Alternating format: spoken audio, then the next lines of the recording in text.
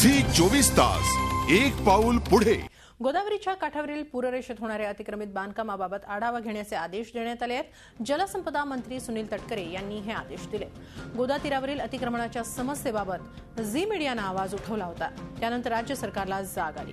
या संदर्भात तात्काळ अहवाल सादर करण्याचे आदेशही देण्यात आले। केदारनाथ प्रलयाच्या पार्श्वभूमीवर कठोर कारवाईची भूमिका सरकारने घेतली आहे। ज्या वेळेला पूर आला त्या वेळेला आपण म्हणतो त्याप्रमाणे पूर संरक्षण रेषा जलसंपदा विभागाने करून दिलेली आहे।